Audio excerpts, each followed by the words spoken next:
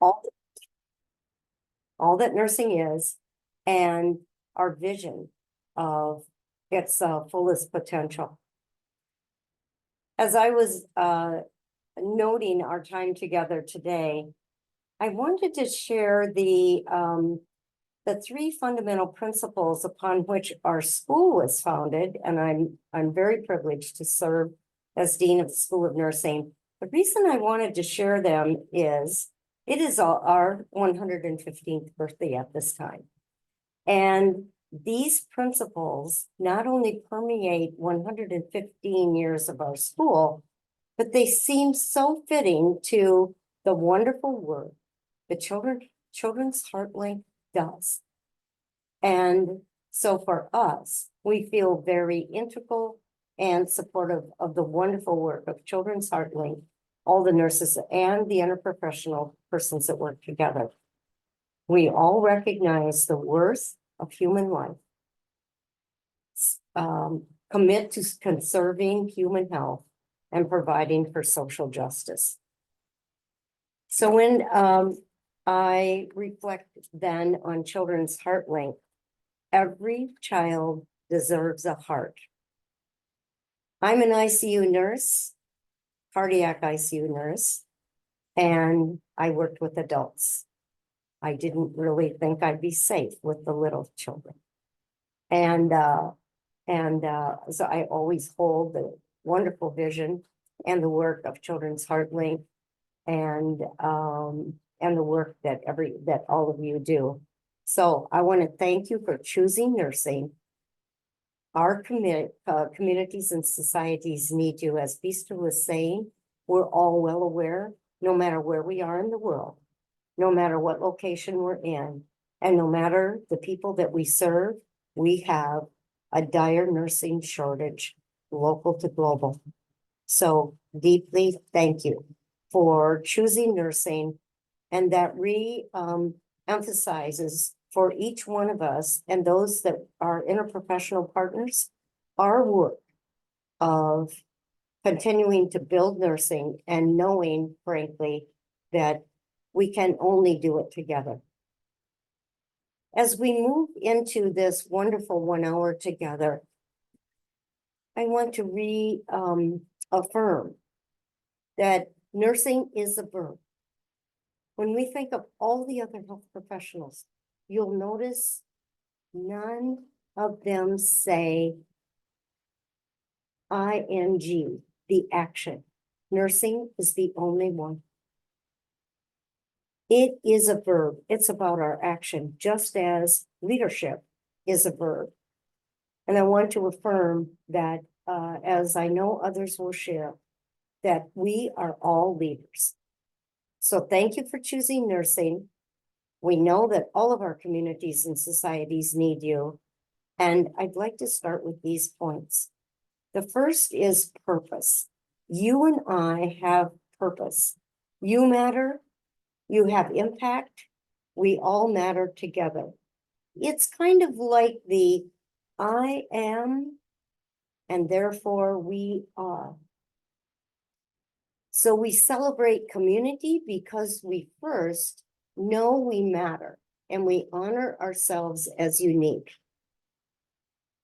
When I think about that, we then also, because we honor ourselves, we're able to celebrate who we are when we come together, 2 or more, when we come together in Children's HeartLink. We celebrate community and the greater purpose because first, we know ourselves. We celebrate ourselves. We celebrate the knowledge we hold. We link our heads, that is the knowledge we hold, and our hearts. This is a key point always that I trust that you celebrate about nursing. We're constantly in a linkage of our head and our hearts. We come to the world celebrating our uniqueness as well as that of others. We bring the head and heart. And therefore, when I come back to Children's HeartLink, every child deserves a heart. Physical heart, an energy heart, a heart of love. And a part of that is because of you and me. We share our heart so that every child can have a heart. When we think of ourselves and celebrating our uniqueness and that of others, a key variable in leadership is the full awareness of the world beyond ourselves. Another unique characteristic of nursing and many of the interprofessional team members we work with and our leadership is that awareness beyond self. Maybe another way to express that is that we are not ego-oriented in the sense of just looking at ourselves. We have the courage to be interdependent, and we hold compassion, respect, always in and with ourselves, and how we then use compassion and respect as part of our core values, of which there are many, to give voice to self, voice to others, and consequently action. And that action, one of the major actions in terms of our circle of influence is children's HeartLink. I want to share a few examples. Beester mentioned this book I wrote. It wasn't an informatics book. It wasn't in the professional world, although it was reviewed. It wasn't like that. It was about coming together and being vulnerable, to be really honest with you. And one of the things that was behind that was this. I very much celebrate the book, The Science of the Sacred. And this is an example of the breadth of knowledge that is in our world, in this world that is very technologically dependent and intervention dependent. There is a breadth of knowledge, some of which has been lost. A lot is still there. And, but we have an opportunity to bring the wisdom and the sacredness of many times, the sacredness of the knowledge that emanates from our indigenous communities to intersect with our technological knowledge. This phenomenal book isn't, frankly, an easy read that helps us see that inner linkage. I happen to be, by descendancy, part of Native American. This book was an affirmation of how we bring indigenous knowledge and technical knowledge together. So I go back to the fullness that this brings to us. And I'm reminded of Amanda Gorman's quote, "There is always a light, if only we're brave enough to see it, if only we're brave enough to be it." So when Beester mentioned the book was about the fullest vulnerability that I can live as a human being. And this is what I discovered, that when you and I are vulnerable, actually, we have the greatest strength ever. If I have the courage to be vulnerable. Let me share with you a few examples about leadership and vulnerability. We know about the usual things of when you're, made a decision that wasn't quite on target, that one has the courage to apologize or correct it. There are many other things. I'm going to use some examples. For example, in our organization, we have several principles. One is we never replace people. We fill positions. We never replace people. So every person that's ever been associated with our organization and our community is still a part. They're part of the tapestry of our community. And I know Children's HeartLink is very sensitive to always honoring people that have been part of Children's HeartLink. In terms of also being vulnerable, I had COVID, but I didn't tell anyone. I didn't tell the school, even though I was in ICU for a week, 2 blocks away. But I had my computer and I had my mobile phone. And what I realized in that was that sometimes I'm not vulnerable in telling what's really going on. And I'm sharing that because I learned so much from that. And also, while I thought my respect for my colleagues here was unwavering, actually it wasn't in my action. I didn't trust to share that information. So there are many parts of that story, but I share it so that we all learn from it and we're stronger for it. We have the courage as a leader to use the word love in our organization. You'll know about each one of your organizations, whether that is wise or not. Usually in higher ed, it's not, because it spells that you're, if you will, squishy. You're in the heart, and we are rewarded for being fully in our mind or our heart. In our organization, we talk about love all the time. Another way that we live leadership is, what does it mean when we say we respect one another? In our organization, we live it that staff and faculty basically are, well, we have an organizational chart to get things done. In our organization, we are all equal. I don't share anything with faculty that I don't share with staff. We meet together, we co-design. I'm sharing a few of these examples about what it means to be. Another key characteristic of leadership is transparency. So I could go on and on about examples of how we lead with love, respect, compassion, celebrating all persons regardless of role. And I share, I am with all the staff and faculty. My role as dean is different. It doesn't mean I'm any more or any less than anyone else in our organization. So what I've discovered also is that I'm just going to use 2 other examples. The power of questions. So I think of our time together today, instead of saying, I wonder how things will be, I say, how do we want things to be? Instead of saying, I'm trying to see what's out there, I say, what is our vision? Instead of saying, I think I'm lost, I ask, why are we here?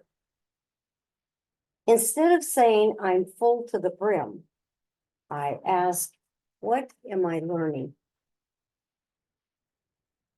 Instead of ignoring or not recognizing what's happening, we spread the word of how it is that we're working together. And then that leads me to my last quick comment. And it is the power of words. So when you and I, I'm just getting the slide to go next here. When you and I deal with all of these social determinants of health, WHO, et cetera, and all of these areas, I remind myself that nursing is a part of all of them. Second, I remind myself of the power of words. In our organization, we eliminate just, which minimizes everything. In our organization, I eliminate but, B-U-T. It's all about and. I could go on with these examples. So one, nursing's a part of all of this. The power of words as we interrelate in all of these areas of social determinants of health. And then I remind and live that in fact, we are all always in. I mentioned that I would conclude with two thoughts and the power of words. We are all in. Our survivability of humanity, our power to give heart to all children is all about we are all in. So another principle of leadership is I and we do not live competition. We only live collaboration and partnership, which reminds me then in my concluding thought that it's all about convergence and moving forward. We all have decades of hard work. We work on our knowledge and our science. We link our academic environments and our service, our clinical practice with our research. We do that a lot through technology. We try to advance the human condition, and we use health policy to reinvigorate our purpose for being nurses and nursing. And so in this time of celebrating the global world and community of nursing, I leave us with, let us converge our energy for the sake of the good. Thank you.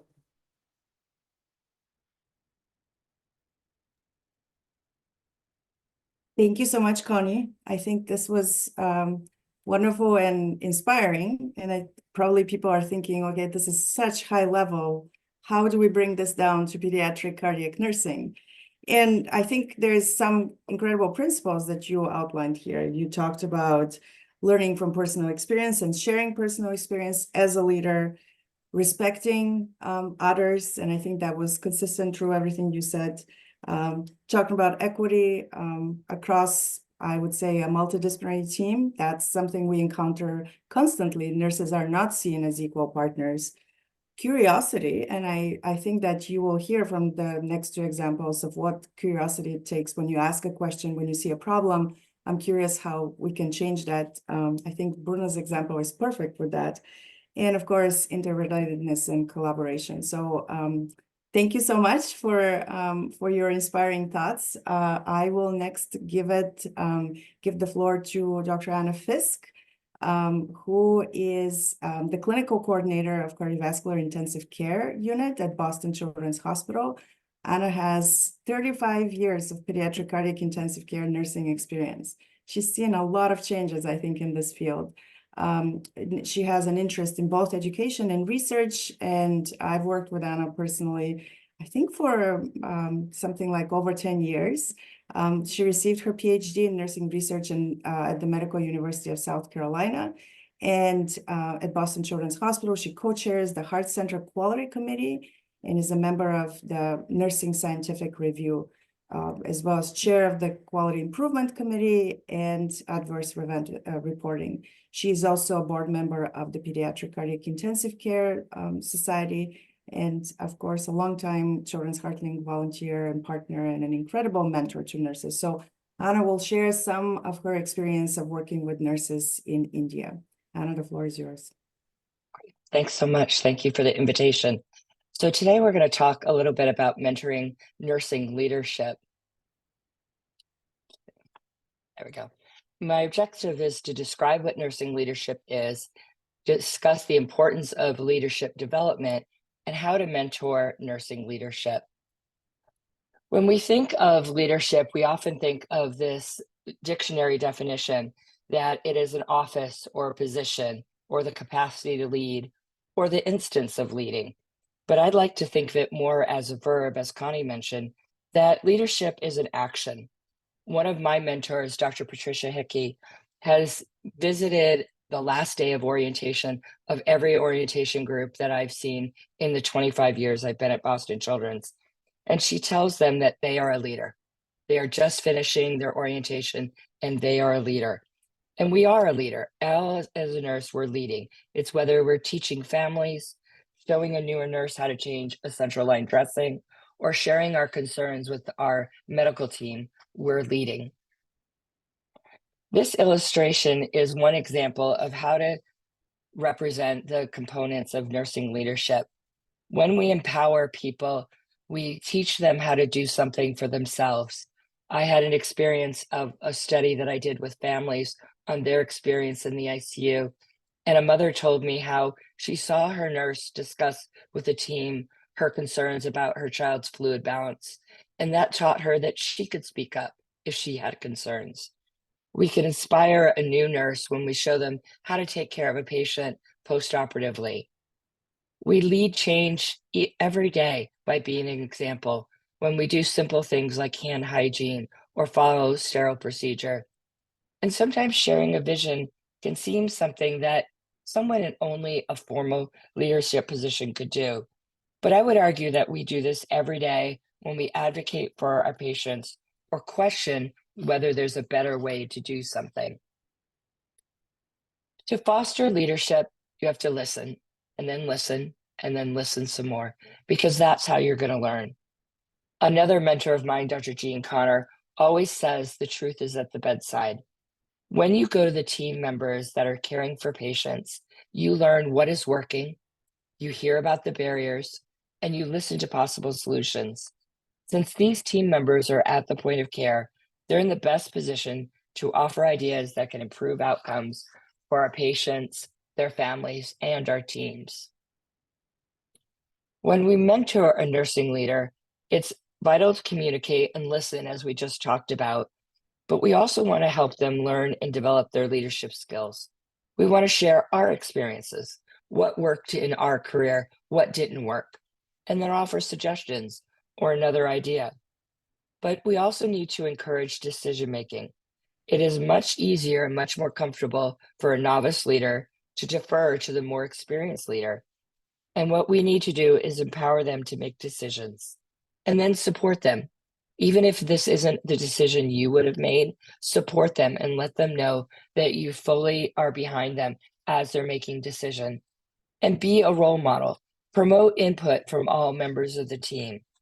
Some will find that they can demonstrate how all the viewpoints are valuable. So why is leadership development important?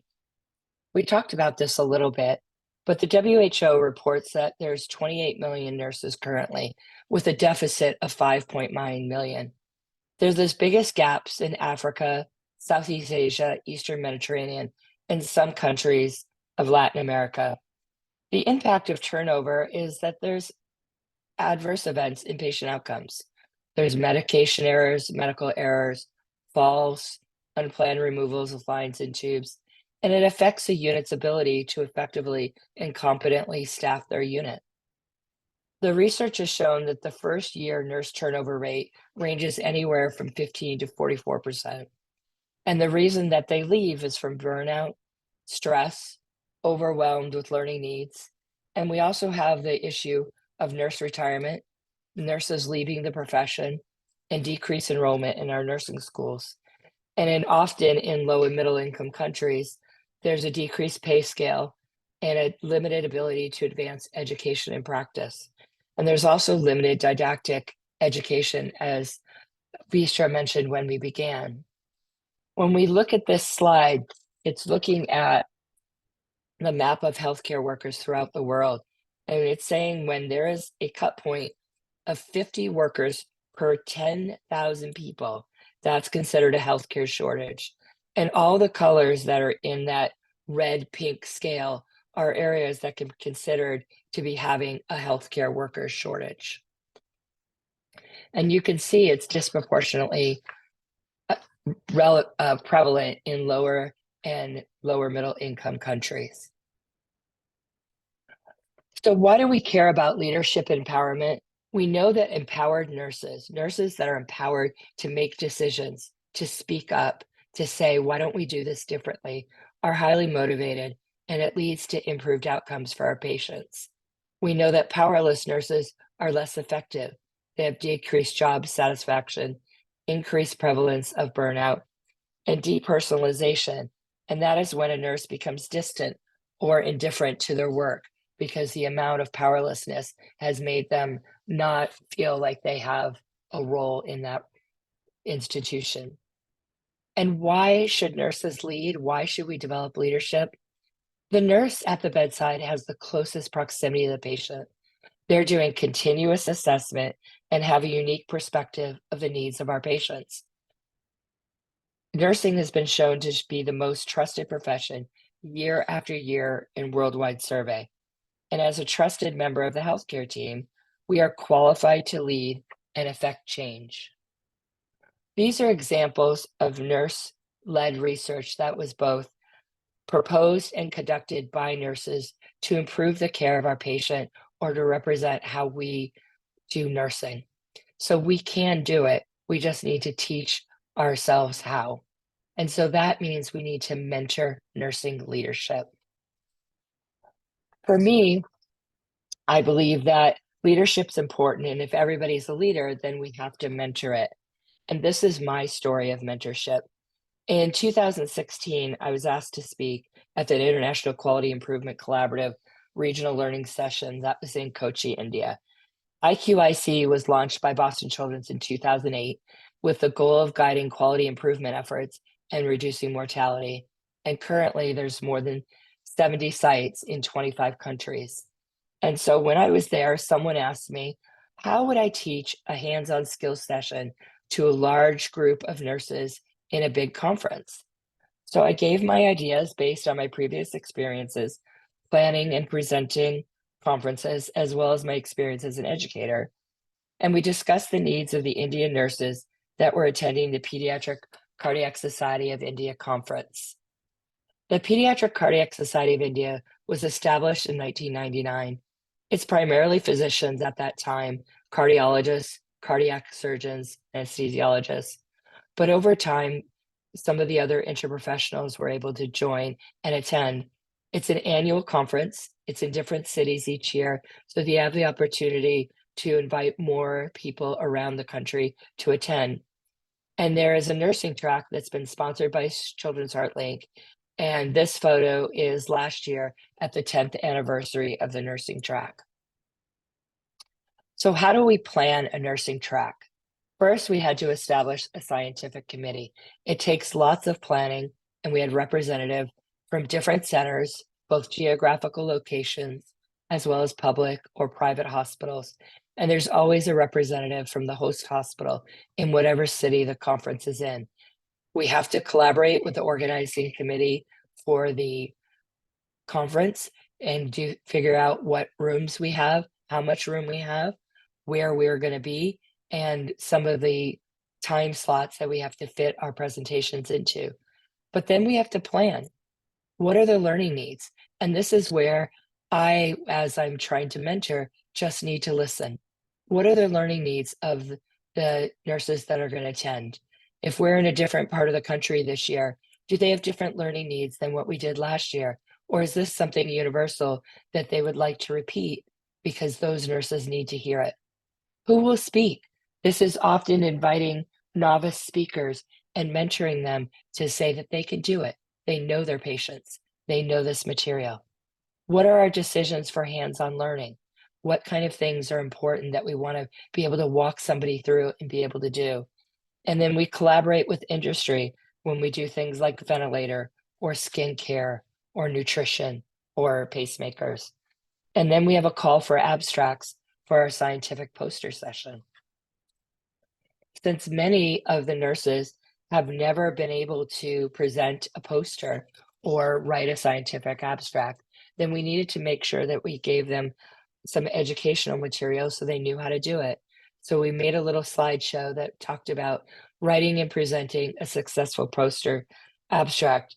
It allowed nurses to share case studies, quality improvement projects, or nursing research to their colleagues. Like many areas of the world, hospitals are more likely to support a nurse attending if they're presenting. This is one of the early hands-on sessions in 2018, and you can see we had sessions on CPR and discharge education, tube management, and ECMO. A later conference in 2022 had didactic sessions and a quality improvement seminar where teams learned how to plan, conduct, and measure quality improvement projects for their unit. And then the following day, we had podium and poster presentations from nurses that submitted abstracts. Several examples were just education on how to care for patients in the ICU. This is one that a nurse did on inotrope management, and another on how to manage mechanically ventilated patients in the post-op cardiac unit. These are posters that were presented to their peers. These ones are on handover and hyperglycemia and a multimodal intervention to decrease CLABSI. And you can see that they're showing data and improvement and sharing with their peers that they can do it. And it's not just someone like me who doesn't seem very similar to their unit. This poster was one that was presented that we had do a podium presentation. So he had a slideshow on how he was able to do this nursing interventions for both VAPS and CLABSI. We are also able to highlight quality improvement projects. This was on reduction of reintubation rates in a post-op pediatric surgery cases.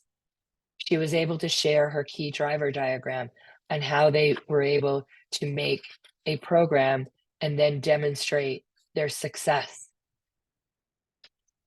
Some nurses, as they over the years, then were able to show their independent research, as this nurse did, where she did nurse-driven education to the mothers of the children in her PICU. She was able to share her aims and her methodology and teach other nurses and show an example of what she was able to do. And then we're able to show the results on how the knowledge and the practices of the mothers improved after her intervention. And then we had COVID. So then, like everyone, we had to change and know that our in-person PCSI was canceled. So we did a virtual version, and it was very successful. Unlike the in-person version, we were able to have many, many more people participate in the webinar, just like we did today.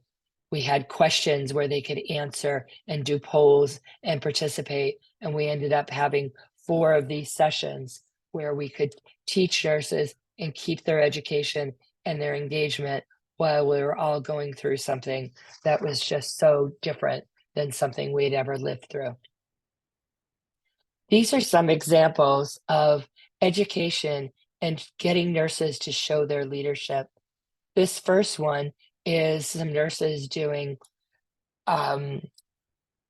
stimulation, and these nurses in this safe environment, when it's not a real patient, were able to show themselves, their team, and their physicians how much they knew as they talked about what they thought their assessment was and what the interventions were. In this next one, we were working in small groups to develop that QI project and work together.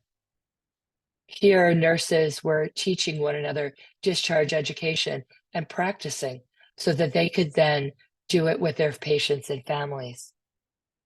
This was a session on communication, how to have those difficult communication discussions when you maybe had a nurse that was your neighbor that wasn't hearing alarms, or perhaps a physician that was making a decision that you didn't think worked for your patient. This was another one where they were teaching one another.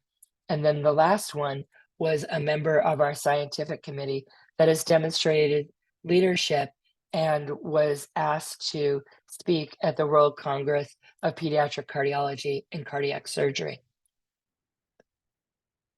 The best result of leadership mentorship is when they're able to develop a project on their own using the skills they've learned working together with us.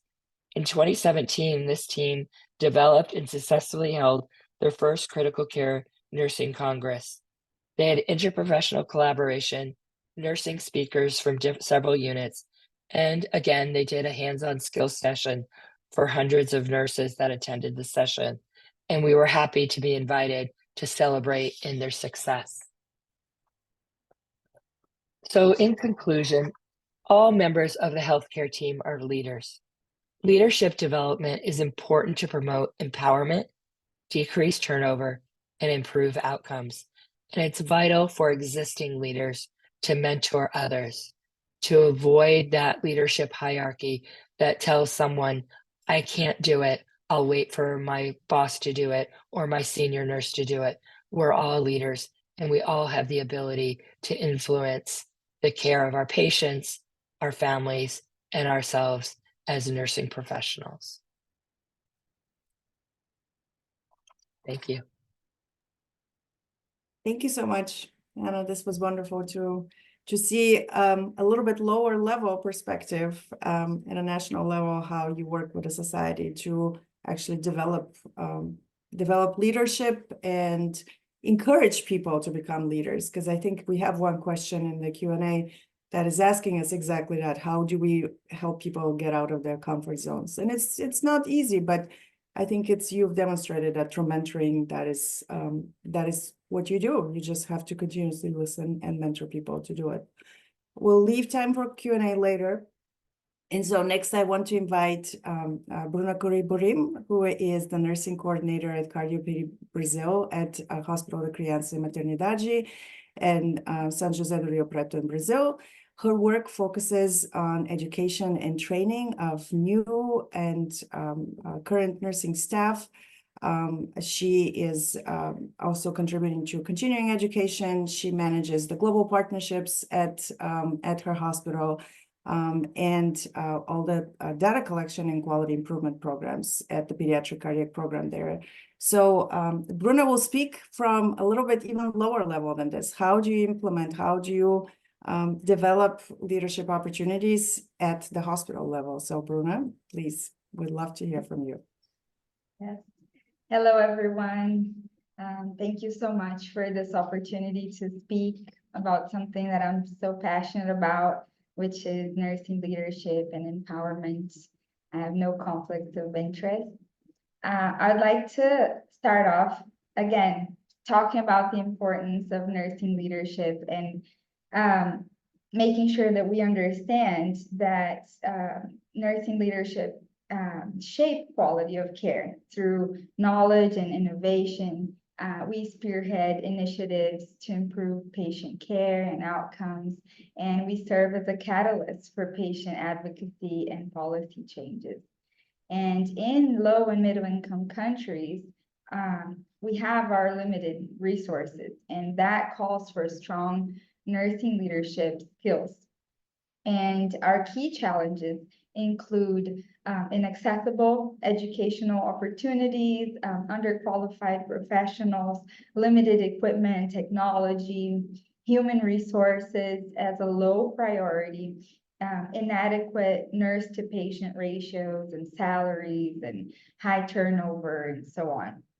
So perhaps one of our most challenging barriers, I believe, to change is the cultural barrier. We have hierarchy and ego issues, and it's not uncommon for a lot of times we have people in leadership positions and they lack necessary leadership and communication training.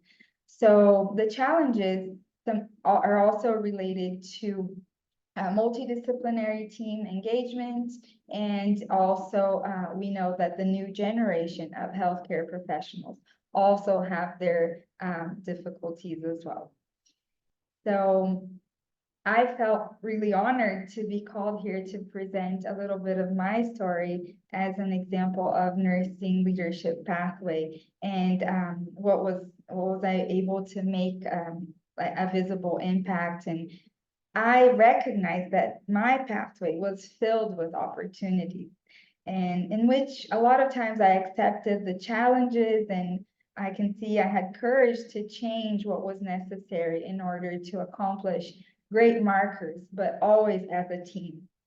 I never would be able to be here where I am today without my team and my leaders and a lot of nursing leaders that I have as inspiration. We're able to learn, together. Our whole team was able to learn by seeing how everything was done in the first world, and we were able to adapt to our reality. So I have to say that a lot of what happened to me was also because I had my graduation in nursing in the United States in 2008. And that helped me a lot to have this view of, how how nurses have the potential and how knowledge is different from what we learn, for example, here in Brazil, the gap that, we have between formation here and formation in a different country. In 2000, end of 2009, I came back to Brazil, and in 2011, I was able to start working as a clinical nurse and having bedside experience. And when I came into pediatric cardiology, since I had, the English language, I was able to start collecting data for IQIC. And I just want to make an addendum because we know that the new healthcare workers and nurses, they want to get immediately to a leading position. And when I look back at this pathway, I remember collecting this data, outside of my working hours, and I didn't expect anything of this. I just knew that that was a challenge, that was something I could learn more with what I was working with, and I would never thought it would lead to where I am today. So what I'm trying to say is that new nurses need to remember to do work your extra hours, do go above and beyond your time working in the hospital, because that's how you get to lead as well. In 2012, Children's HeartLink was able to provide this wonderful opportunity for me and other nurses to go to Minnesota, Mayo Clinic and Children's Hospital of Minnesota. And it was such a great experience because although I had studied in the US, it was a great opportunity for me to see how pediatric cardiac nurses took a huge place in their jobs, and what they were able to do in pediatric cardiology. And I came back with a whole different view of nursing in pediatric cardiology, got a lot of different projects going. And in 2014, since I was translating for other professionals in these visits, I was able to go again. And at this time, I had a different view and a more amplified idea. And when I got there, I saw the nurse educators, and I thought that was such a great idea, to have someone in the unit showing how it's done and getting the new professionals in and teaching them. And so in 2015, after I got back from the second visit, I thought I need to have a nurse educator here in Brazil. So I presented the option to our hospital leaders, which they were very interested. And that's something that helps a lot, to have a hospital administration that supports us in our ideas. And I said, let's try a pilot. Let's see how it goes. And so they put me as an educational nurse for the hospital and for the cardiovascular ICU. And it was, of course, a success to have someone at bedside showing you how it's done, and getting the nurse technicians and the nurses to have more information and more knowledge. So that went on until 2018, when I saw, wow, the gap is huge, of how they need to understand what they're doing to be able to care better for the patients.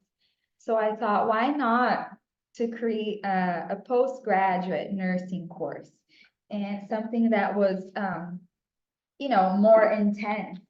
And that was also something that I'm going to talk about soon in the presentation. But that was a huge challenge that I never thought also would be a success. In 2019, I was able to step up as a nursing supervisor and have my first contact with a society, an American Pediatric Cardiac Intensive Care Society, as a co-chair. Bistra, who's here, always putting me and supporting me in these challenging positions, which was great and very inspiring. And I was able to meet awesome nursing leaders that keep inspiring me every day. And then in 2001, I stepped up as a nursing coordinator, and we received the Children's HeartLink Center of Excellence. And more recently, this year, I'm able to help with launching the PCICS in Latin America and here in Brazil in October 2024. And that's another, interesting and challenging situation that I think will be so beneficial for Brazil and Latin America as a whole.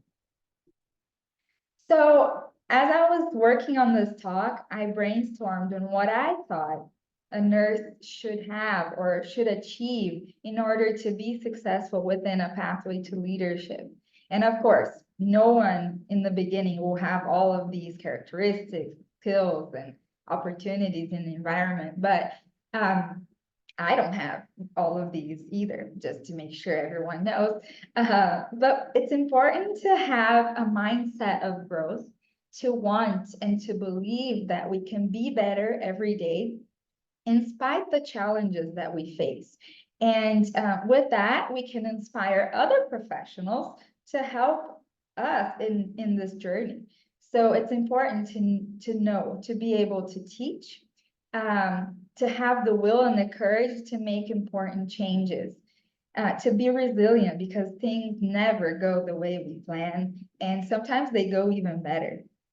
And to set the example always by being respectful and humble, because I think that's the way we are able to inspire others. So in terms of skills, I think, like Florence Nightingale says, we need to always keep learning and never, be finished, especially in nursing. And I know that communication skills is key for any leadership, and for nursing is even more important, because we communicate with every single team, medical team, RTs, nutrition, parents, administration. And so if you don't know how to communicate, you need to study, you need to try and work at every day on this. And I do this as well, because we make mistakes. And it is a priority, as a lot of it's not what you say, is about how you say it. So practice makes perfect. And so as a Children's HeartLink volunteer taught us, when you don't know something, you start by watching one, doing one, and then teaching one. And that's how I have been trying to do everything that I feel like I'm challenged and I don't know. Well, I watch, and then I do, and then I teach.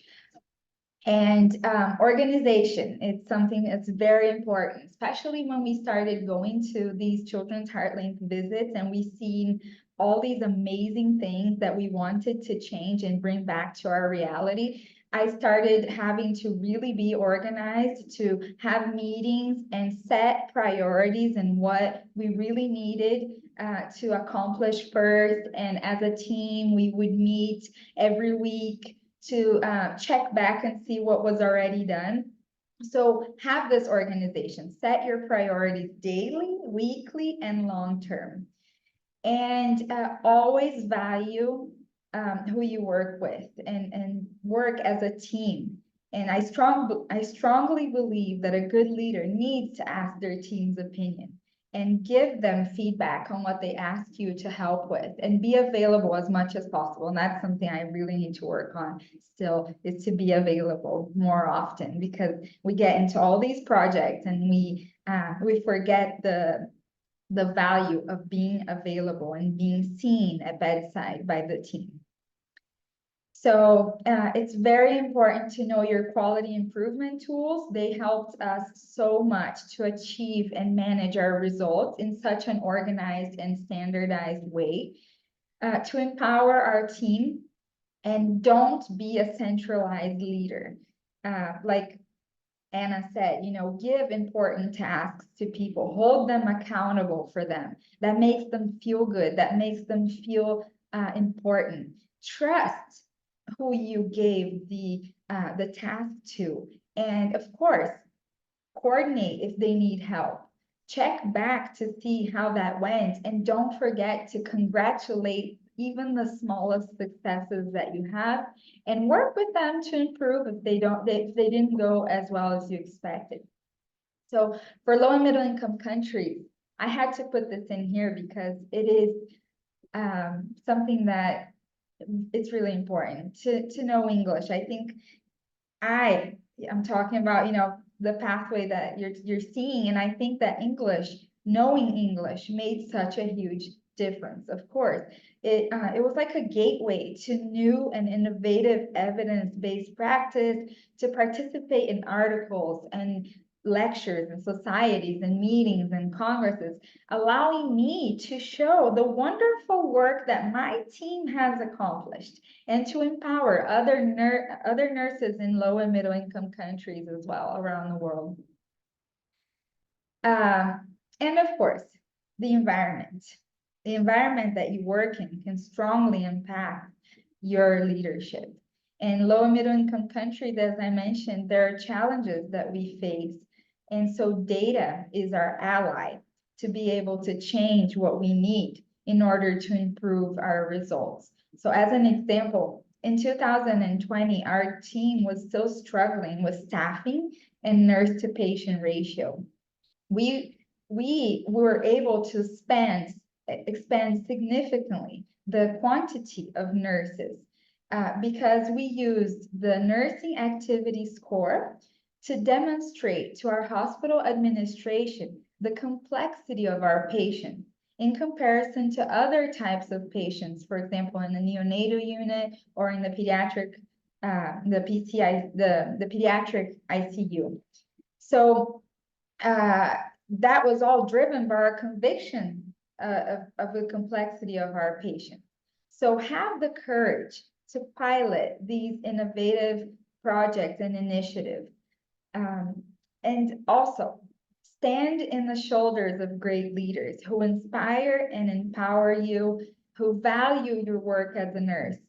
I think our whole team have the luck to be in the shoulders of Dr. Ulysses Crody. He's our surgeon and the general coordinator of our service. And he has learned so much throughout the years about leadership, and he has learned the importance of nurses. And he has empowered me and all of my nursing leaders as well to make a difference. And to have this is so important because he spread this thinking to other leaders in the multidisciplinary team, to other hospitals, to the hospital leadership, and it's nothing but the truth. So as well, surround yourself with professionals whom you trust. And I always say that I have my arms and legs and my neck, which are my nursing leaders that are always with me, and other multidisciplinary leaders as well. And as Dr. Ulysses always says, we don't need to have the best professionals with us. We need to have committed professionals that want to be there, that love what they do, and that we trust. So all the other skills and characteristics we can teach, they can study, and that's what's important. Bruna, So, if you can wrap it up soon because we are running short on time. Okay. Our perspective has evolved. We've understand that no medical equipment can replace a well-trained team member. So we have been fostering interdisciplinary collaboration and resource allocation, amplifying voices of patients and families. And as Dr. Louise Callow, a great pediatric cardiology nurse leader, said at the Washington conference last year that I will hold forever, is mind the gap. And that's exactly what I believe nurse leaders do. A lot of gap in low and middle income countries lies between knowledge and practice. So we need to create this bridge. And a way of doing that is what I thought was the post-grad cardiology and cardiovascular surgery nursing course that we started in 2018. And now we have probably more than 57% of the Brazilian population are being cared by these certified nurses in all 10 states of Brazil. And our team specifically already has 23% of our nurses with the certification, what they say that makes a huge difference to their careers and instill confidence. Also to our medical team, that they say that when they're working with these certified nurses, they feel more confident and they can rest even. So that's very good. So just to finish off, it has been a journey that has been long and successful, and it is never ending because it's always a work in progress. And so never forget that every challenge comes with great opportunities, that one leader doesn't do anything on his own. So nursing leadership plus multidisciplinary teamwork is key for great results. So as nurses, we have the profound opportunity to make a difference in the lives of patients every single day. Let us never underestimate the power of our leadership, of our knowledge and compassion to create positive change in healthcare, especially for those in low and middle income countries. I want to thank especially to all the great nursing leaders I have had the pleasure to meet, to learn from, and to work with throughout my journey. Thank you. Thank you so much, Bruna. Very inspiring ending. And I think you brought it back to everything that Connie spoke about. Again, the general principles of what leadership is, what nursing leadership is. In, I think the quote you had about how we need people who love what they do and that all the other skills, clinical skills, can be taught is really important. Loving this difficult field and this difficult profession, I think, is an important prerequisite to be a great leader. We are over time, and I just want to, there's one question that I think is very interesting, and I believe Anna is trying to answer it, but it was a question about how do we mitigate, how does a clinician in a pediatric cardiac program in low resource setting mitigate challenges and interpersonal challenges between, within the nursing team and with physicians. I would love if someone can take that answer quickly, and we want to be respectful to everyone who's attending the webinar, so maybe that will be our one and only question. Who would like to take that? Well, I had this, just put in the chat. Sure. Hey, Connie, go ahead. Yeah, go ahead, Connie. just one statement, I'm always go inside first and support, maintain, recognize, and honor your core strength. Head-heart connection is going, and then actually we don't use the word problems or issues at all in our organization. It might be a challenge, and we know the solution is there. And I know that's high level, we could go more granular, but I think it's setting what is so core and unwavering. Thank you. Any other comments, Anna?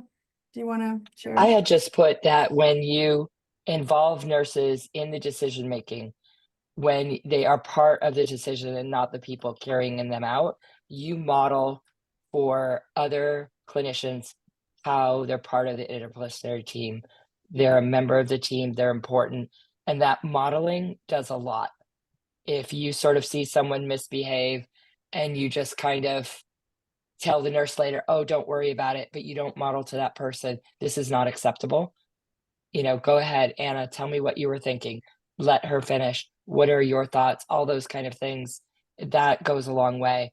And, we're always training new clinicians. And if they see the behavior that you want them to do, they're more likely to continue it. Bruna, any comments before we close? Yeah, just trying his best to be the model and to make a difference. And thank you so much for the opportunity to ever was able to be here. And if they have any other questions, I'm available as well after the meeting. Thank you.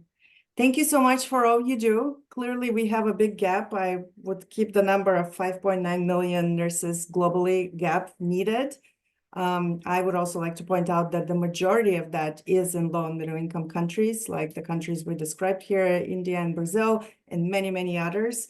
And so one thing that I want to point out is that even though we're talking about specialized care actually can help uplift services across a hospital, across the health system. And so investing in your most vulnerable patients and the needs of your most vulnerable patients would actually benefit everybody else. And so we would like to make that case here with our continued work. And again, I appreciate our participants sharing their experience and their thoughts.